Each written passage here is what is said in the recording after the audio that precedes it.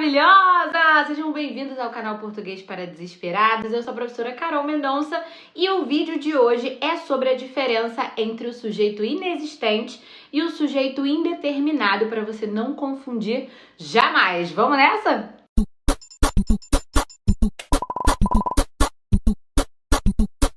Primeiro ponto importante deste vídeo aqui é que se você quiser assistir a uma aula sobre todos os tipos de sujeito, eu vou colocar aqui na descrição do vídeo para você. Já tem aqui no canal e você pode mandar suas dúvidas sobre isso por lá também. Ao longo da aula eu falo para você sobre o que é o sujeito, quais são os tipos de sujeito tradicionais e mais comuns ali nas classificações das provas, e eu falo também sobre o quanto o sujeito é um termo essencial na frase. Inclusive, essa classificação, ela é normativa, você vai encontrar nas gramáticas dizendo que os termos essenciais da oração são sujeito e predicado. Mas aí vem a controvérsia. Se é um termo essencial, como é que tem a oração sem sujeito? Como é que às vezes o sujeito fica indeterminado? Eu também acho, também fico indignada, Brasil, mas eu tô aqui só para explicar essa diferença para você, porque se aparecer na sua prova você vai acertar. Então se liga. Como você já sabe, o sujeito é de quem ou do que você fala. E para construir um sujeito que é classificado como indeterminado, tem duas formas. Indeterminar o sujeito é você dizer o que aconteceu sem apontar, sem identificar necessariamente aquele agente ou aquele responsável pela ação. É a famosa fofoca. Você fala o que houve, mas não dá nome aos bois. Sabe como é que é? Então tem duas maneiras de fazer. A primeira é colocando o verbo na terceira pessoa do plural. Então se você disser assim, professora, roubaram minha caneta. Uma frase que eu escuto muito em sala de aula. Roubaram minha caneta. Quer dizer, professora, você está falando comigo, você não está falando de mim. Então, professora não é o sujeito, é o vocativo. Aí você conta o que aconteceu, mas não fala quem foi. Isso na sala de aula, normalmente você sabe quem pegou a sua caneta. Você conhece aquela pessoa que está do seu lado levando para casa todo dia, né? Mas tudo bem, então assim, perguntaram por você ontem, ligaram aqui para casa hoje, falaram de você na balada, quer dizer, tudo acontece, mas a gente não responsabiliza uma pessoa. Essa é uma maneira de construir o sujeito indeterminado. Lembrando que não pode confundir com o sujeito oculto. Sujeito oculto é quando a gente deixa implícito os pronomes eu, tu, ele, nós e vós. Quando está implícito eles, você já sabe que é indeterminado. A outra maneira de construir o sujeito indeterminado é usar um verbo na terceira pessoa do singular mais a partícula ser. E esse verbo não pode ser verbo transitivo direto, hein, gente? Se você assistiu a esse vídeo até aqui, comenta aqui. Não pode ser VTD. No sujeito indeterminado com partícula ser, não pode ser VTD. Bota não pode ser VTD que eu já vou entender que você viu. VTD mais partícula ser constrói a voz passiva. Professora, eu não tô entendendo, eu nunca estudei isso que você tá falando. Vou botar o vídeo aqui também. Tem um vídeo curtinho explicando como é isso.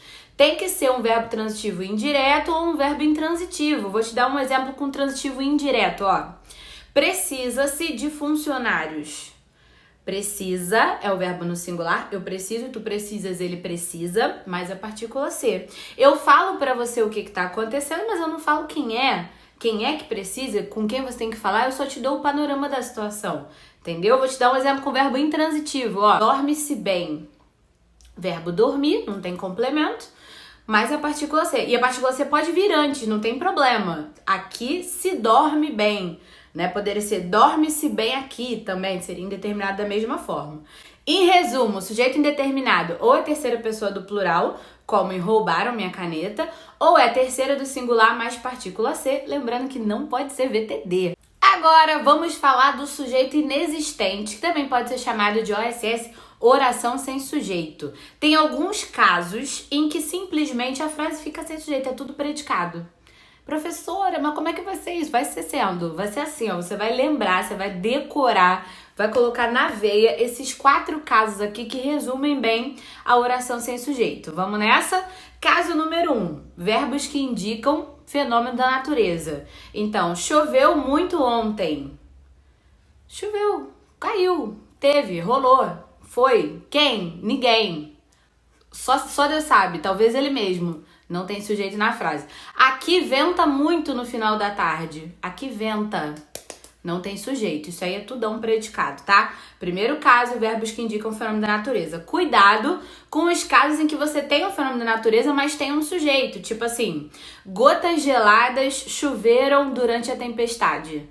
Quem choveram durante a tempestade? Gotas geladas. Você vê que o verbo tá até no plural, que é uma indicação de que tem sujeito, porque você vai ver que os casos aí de sujeito inexistente trazem o verbo no singular, tá? Então, primeiro caso, o verbo que indica fenômeno da natureza e não tem ninguém para ser ali o sujeito, para ser o núcleo, para ser o regente. Aconteceu e acabou. Segundo caso, e o que mais aparece em provas de concurso, pode anotar aí, verbo haver com sentido de existir. Sempre que você puder trocar o verbo haver pelo verbo existir e o significado se mantiver o mesmo, você está trabalhando com sujeito inexistente. Só o verbo haver, que é o especial, hein, gente? Então, nessa frase, ó, aqui há boas ideias. Eu poderia substituir por aqui existem boas ideias. Só que no existem, que é um verbo normal, o sujeito seria boas ideias. Colocando numa ordem, né? Boas ideias existem aqui.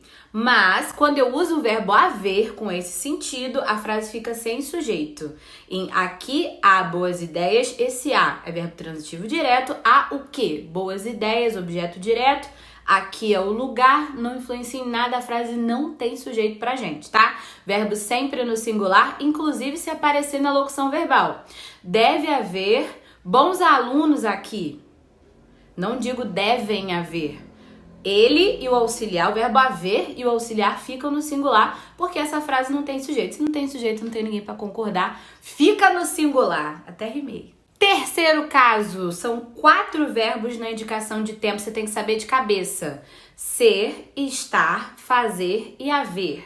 Quais são os 4 verbos? Ser, estar, fazer e haver. Comenta aqui quais são os 4 verbos. Ser, estar, fazer e haver. Esses 4 verbos, quando indicam tempo, que pode ser cronológico, pode ser climático, vão construir frases sem sujeito também. Então, por exemplo, com o verbo ser, já é tarde. Verbo estar, está frio, está cedo.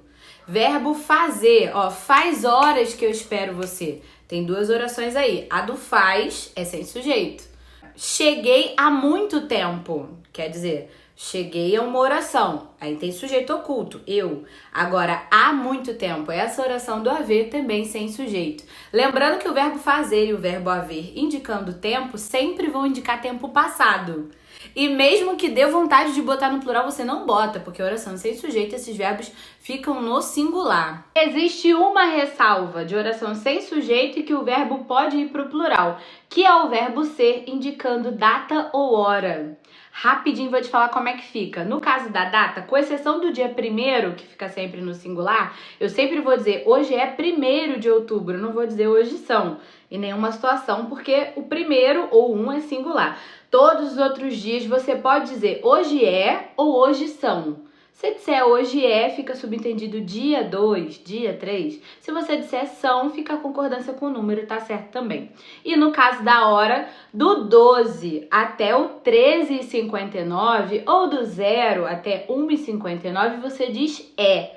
E nos outros horários você diz são. Então, mesmo com o verbo ser indicando tempo, no caso de data e hora, pode ser que haja plural. Fora isso, tudinho no singular, tá? Sujeito inexistente, tudo no singular. Vamos ver o último caso de sujeito inexistente? Verbos dando ordem, verbo chegar e verbo bastar, mandando parar, pedindo para parar, também não vão ter sujeito. Então, ó, chega de mentiras, não tem sujeito.